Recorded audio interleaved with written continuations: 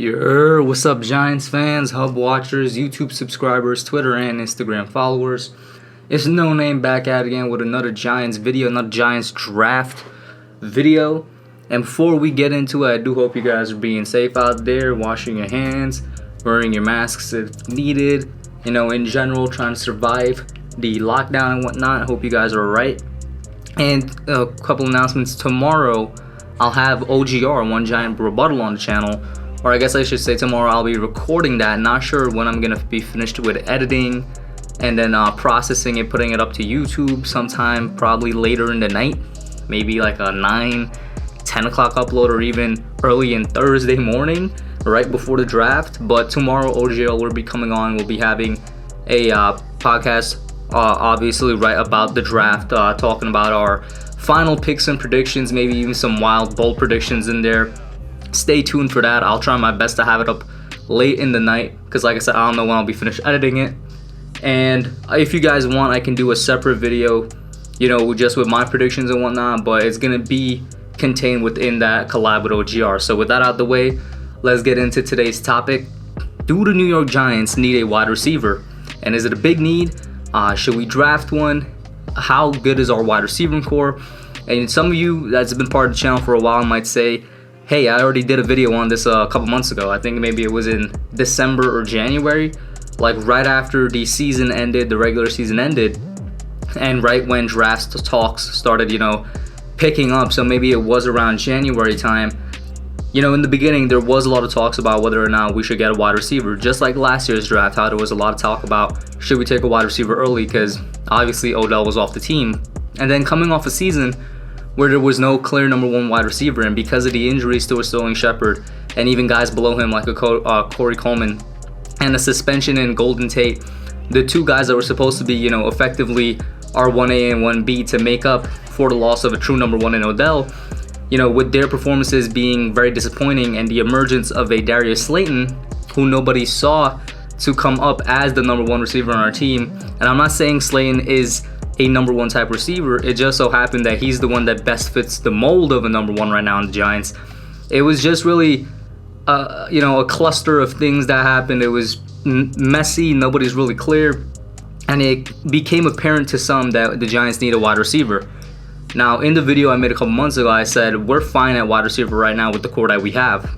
I said I am confident going into the season with Darius Slayton, Golden Tate, Sterling Shepard, Corey Coleman, Cody Latimer, and maybe even somebody that we pick up later on in the draft. I'm fine with that because that's when healthy, a very deep and reliable wide receiving core. That was the key though, when healthy. And I'm not sure if I specified it in there or not, but that's going to be the problem with this wide receiving core coming up. Everybody on here, except for Golden Tate really, but Tate is also on the wrong side of 30, so we're not sure when exactly he's going to drop off. But everybody on here has an injury history. Even Darius Slayton. People do forget that Darius Slayton almost didn't make it to the regular season in one piece. Like, he almost did not play because he had a high ankle sprain during the offseason, coming off of the draft. I think he either got it in OTAs or one of the training camps. He was injured and he looked like he was going to be out for a while also.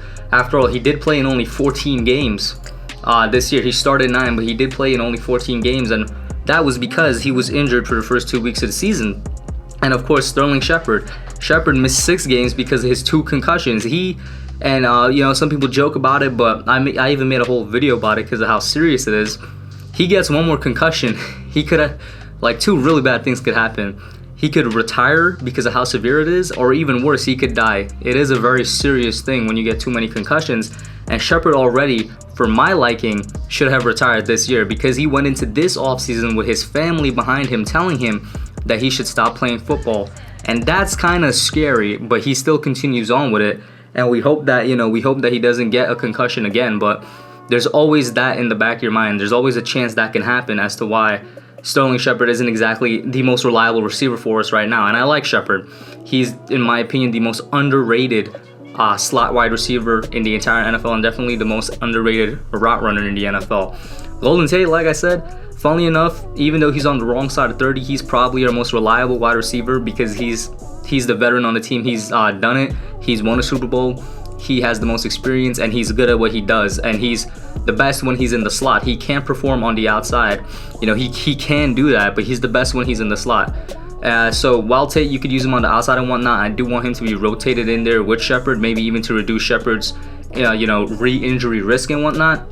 But like I said, he is on the wrong side of the age spectrum, and at any moment he could really drop off. Like, it comes at you like a freight train in the NFL when you start dropping off at a certain age. There's no set time for it. We see Brady went until he was like 41, 42 before he started dropping off, however old he was this past season.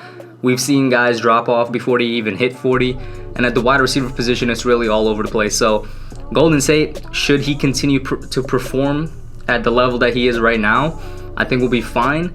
But you could even argue that he's already dropped off because he hasn't produced good numbers. And it sounds, you know, it does sound harsh, but to be honest with you, Golden State hasn't produced good numbers since 2017.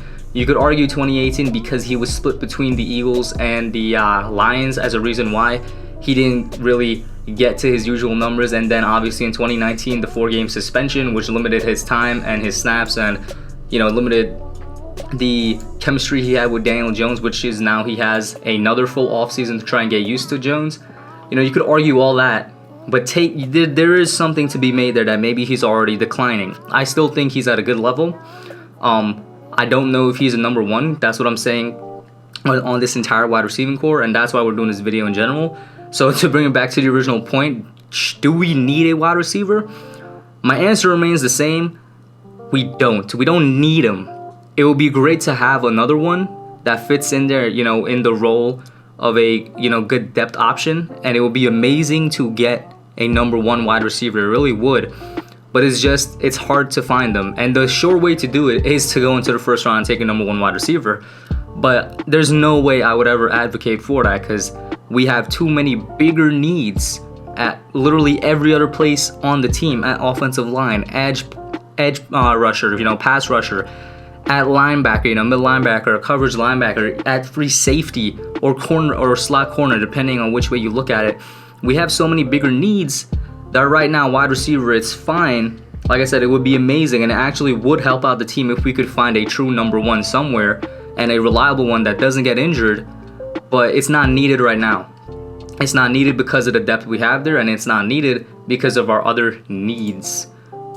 Now, I'm not saying we should not draft a wide receiver because there's plenty of options throughout the entire class. There's a reason people are saying it is one of the deepest wide receivers class they've ever saw in any draft before. You can go, and I would honestly be comfortable if the Giants take a wide receiver. At this point, I wouldn't be mad if they take one at 99th overall or 3rd round pick because it's so late in the 3rd round that it's essentially a 4th round pick. It was a comp pick. So 3rd round and below, I'll be fine with it. Before I was saying 4th round, but there's not that much difference between 99 and 110, depending on, you know, who drops there and the players that are going to be there. So I don't want to take a wide receiver earlier than our 99th overall pick. And you could still get a really good wide receiver. You could still get a potential starter, potential number one there. People do forget that, for example, Michael Thomas was a 2nd round pick, and now he's one of the best, arguably the best wide receivers in the league. Tyreek Hill, I think he was either a 2nd or 3rd round pick also. One of the speedier receivers in the league, definitely top 10, arguably top 5. He was in the 2nd or 3rd round. The wide receiver position is probably the deepest in every single draft out there. And just last year, DK Metcalf, somebody that people almost universally had as the number one receiver out of last year's draft class, dropped all the way into the 2nd round to the Seahawks. So it's not out of the question that one of these top guys can drop into the 2nd, maybe even into the 3rd. Let's say somebody that's ranked for the 2nd round. I'm just throwing out a name here, for example, like a Laviska Shenault, who many people think is in that 2nd tier wide receiver, has the potential to be a number one, drops into the 3rd, you can get him there. So what I'm trying to say is we do need is such a hard word. I would want a wide receiver, which might be shocking to y'all because like I said, I've been a staunch supporter of the other side, but I would want a wide receiver, just not in the first 2 rounds. We could really use a true number one that does not get injured and that is reliable and that is a clear number one from the pack. Like I said, you could deal with a good depth receiving core. We've seen it done before. But I would like a true number one from the pack, or at least a wide receiver that is reliable and can stay there for the 16 games and build up something with Daniel Jones and keep it there throughout the season. in addition to what we have right now, because anybody could go out with an injury and we're not sure how Golden Tate is going to perform down the line. So I would like one, just not in the first 2 rounds. You know what I mean? Just please don't take it in the first 2 rounds. That's what I got for y'all today. One of my last, videos about the draft before it actually takes place. It was one that I've been debating to do for a while. Why not put it out just, 2 days before the draft? Tune in tomorrow. Like I said, I'll try to get it out, the collab with OGR, and I'm out. Alright guys, thanks for watching. Put your comments down below. Make sure you smash that like button, subscribe, and turn on post notifications. Until next time, I'm out. Yeah.